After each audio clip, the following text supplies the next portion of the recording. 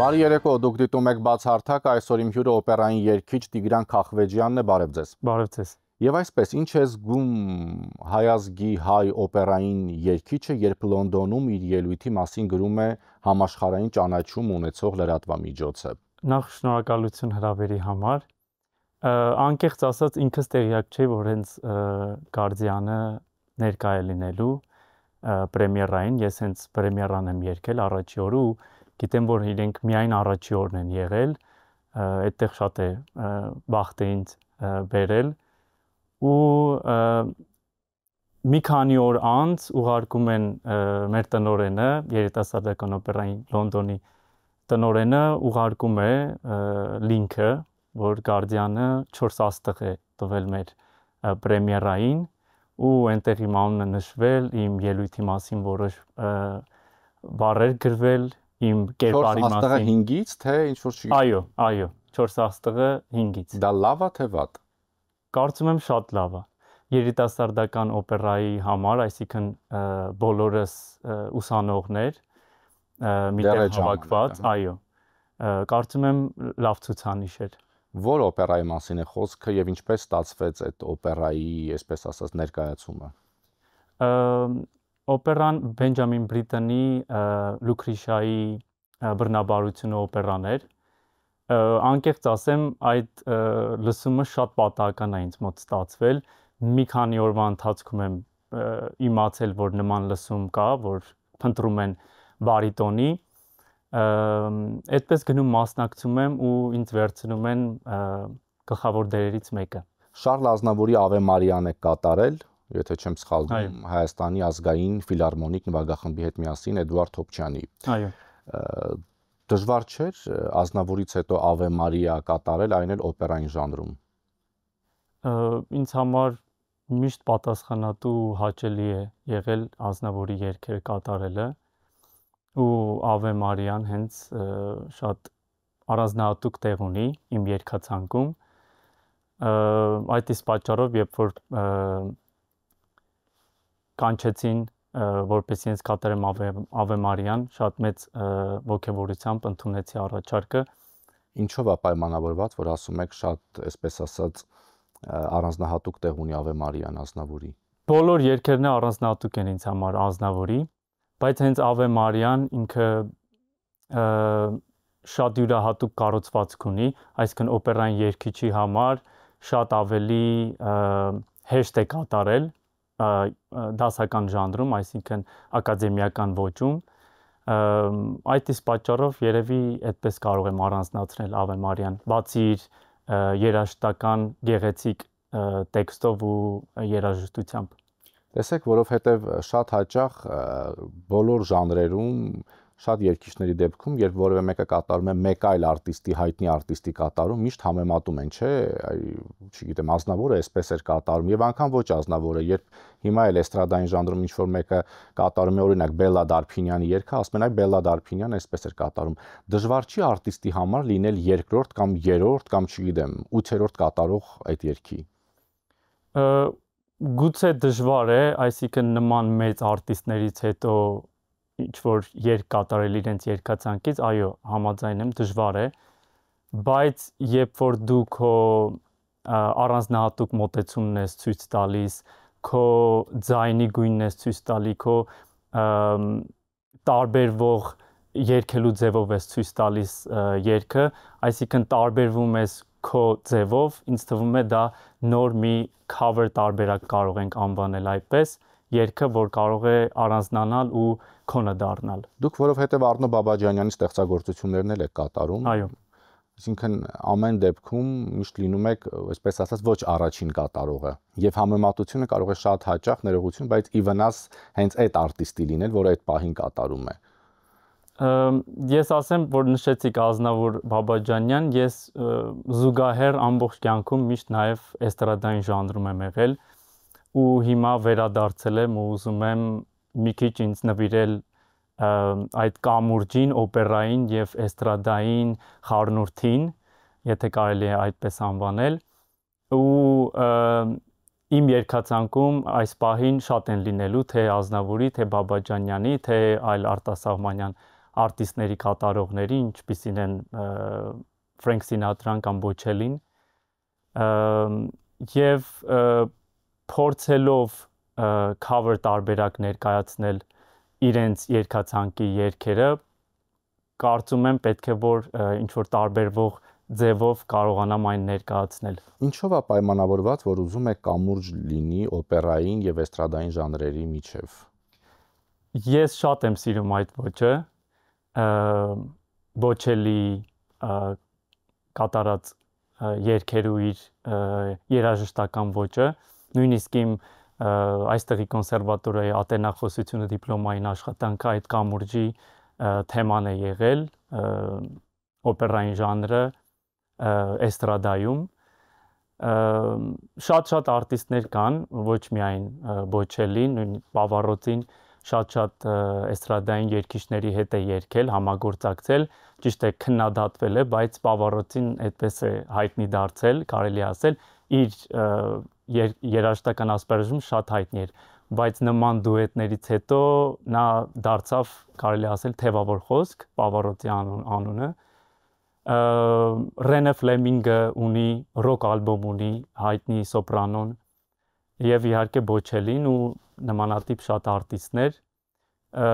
Ես ուզում եմ փորձել այդ ժանրը հայտնի դարձնել Հայաստանում, փորձել այն կիրառել շուկայում, ինչու ոչ։ Այսինքն այն ինչ որ արել են Pavarotti-ն կամ անում է Bocelli-ն, ուզում եք այդ նույնը անել Հայաստանում։ Այո։ Դուք ասացիք, որ նույն Pavarotti-ն քննադատվել է հենց այդ ոճի համար, չեք վախենում Հայաստանում քննադատությունից։ Չէ, չեմ վախենում, քանի որ քննադատությունը միշտ պետք է արտիստի համար ամենակարևորը, ինձ համար ընդունում եմ ես առողջ քննադատությունը եւ հուսով եմ ոչ միայն քննադատություն, նաեւ գովեստի խոսքեր էլ կլինեն։ Տեսեք, քննադատություն երբ ասում ենք, մենք նաեւ գիտենք, որ շատ հաճախ օպերային արտիստները լինում են սկանդալների կենտրոնում։ Օրինակ, վերջերս Ջուլիաննա Գրիգորյանի նկարը Յուսիֆ Էյվազովի հետ այսպես համացանցում բուրըն կերպով քննարկվեց։ Պատճառներից մեկը նաև այն էր, որ ժամանակին Յուսիֆ Էյվազովը հրաժարվել էր Ռուզան Մանթաշյանի հետ նույն բեմում լինել։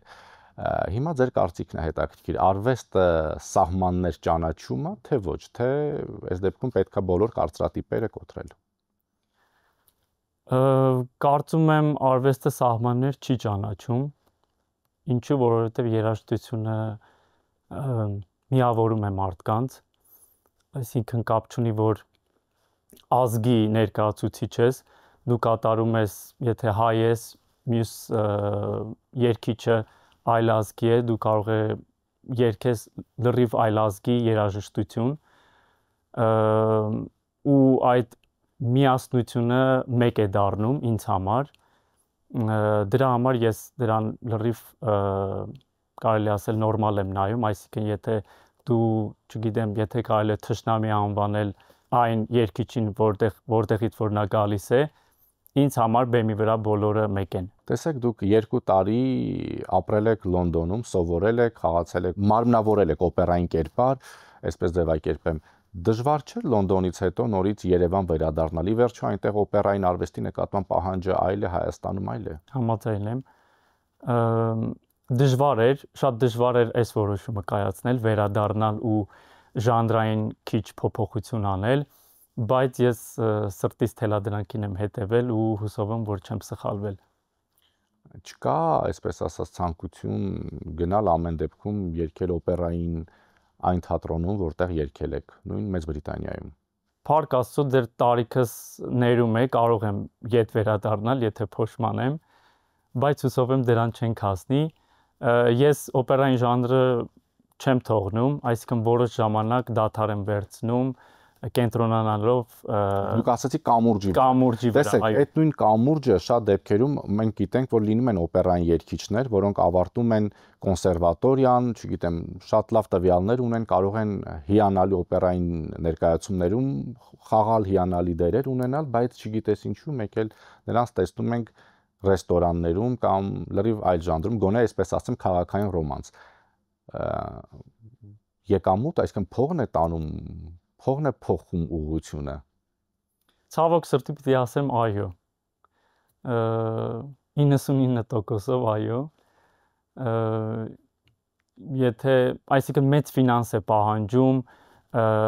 շոու բիզնես ասվածի մեջ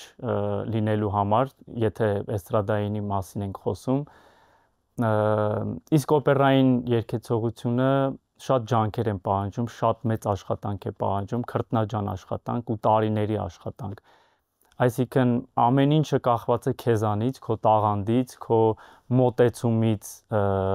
Էստրադային ժանրում այդպես չի։ Այդպես է, բայց նաև որոշակի ֆինանս է պահանջում, որպեսզի դու կարողանաս երևալ էկրաններին ու մարդիկ սկսեն քեզ ճանաչել։ Այսինքն շոու բիզնեսը մի քիչ տարբերվում է օպերայինի հետ։ Այսինքն ճիշտ եմ հասկանում, օպերան պահանջում է քրտնաջան աշխատանք, շոու բիզնեսը էստրադային ժանրը պահանջում է փող, որ հետո Չէ, ոչ, իհարկե տաղանդ նույնպես, առանց տաղանդի չես կարող, բայց օպերային ժանրը տարբերվում է նրանով, որ քո տաղանդի շնորհիվ դու ի վերջո հասնելու ես քո նպատակին։ Այսինքն լսումների 1000 տեսակ լսումների պետք է մասնակցես, որ մի քանի հատը քեզ հրավիրեն, դու երևաս, դու պրոդյուսեր ունենաս, ագենտ կոչվածը օպերային ասպարեզում, որպեսզի կարողանաս քո հետագա քայլերը ավելի մեծ ու մեծ դնել։ Էստրադային ժանրում փողը դնում ես, հետո ավելի շատ փող ես ստանում, այդպես է թե Եթե հաջողում ես, այո, որովհետև կարող ես փող դնել, բայց օրինակ չսիրվել հանդիսատեսի կողմից, որը ամենավատն է ինձ թվում է ու ամենատխուրը, բայց ինձ թվում է, որ ճիշտ ու ճաշակով աշխատանք անելու դեպքում ի վերջո հաջողելու ես։ Օպերային ինչ դերեր կան, որ կցանկանաք կատարել։ Որ ներկայացումներում։ Ճիշտն ասած, ամեն իմ վերջի օպերան երգած դերը իմ ամենասիրելի դերն է լինում այդ պահին։ Վերջին 3-ը այդ դեպքում։ Վերջի 3-ը Tarquinius-ի կերպարը Բրիտանի օպերայից, Եվգենի Օնեգին օպերայից Օնեգինի կերպարը եւ Լեոն Կավալոյի Պայացներ օպերայից Սիլվիոյի կերպարը։ Եվ որ բեմերում են ձեր կատարմամբ հնչել այդ ստեղծագործությունները։ Վերջին անգամ Եվգենի Օնեգինը երգել եմ Շոտլանդիայում, Շոտլանդիայի կոնսերվատորիայում։ Սիլվիոն երգել եմ մեր օպերային ստուդիայում Հայաստանի, իսկ Tarquinius-ի կերպարը երգել եմ Լոնդոնում։ Շոտլանդիայում նույնպես սովորել եմ Erasmus ծրագրով 6 ամիս։ Այդտեղից է բացվել ինձ համար թագավորության, այսպես ասած, կոնսերվատորիաների ցանկը, որոնք մի քանիսն են ու լավագույնն են այս պահին աշխարհում։ Շոտլանդիայից վերադառնալուց հետո դիմեցի մի քանի կոնսերվատորիա Անգլիայի եւ մի քանի տեղերից առաջարկություն ստացա, բայց ընտրեցի Royal Academy-ան, քանի որ լավագույնն է։ Տեսեք, այնտեղ սովորել եք, այնտեղ ավարտել եք, այնտեղ արդեն խաղացել եք օպերային ներկայացումներում, Հայաստանի օպերային թատրոնից առաջարկ չկա։ Դեռ ոչ։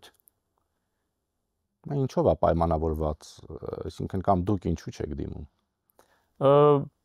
Չեմ կարող պատասխանել ճիշտն ասած, ես ինքս քայլեր չեմ արել, անկեղծ կլինեմ,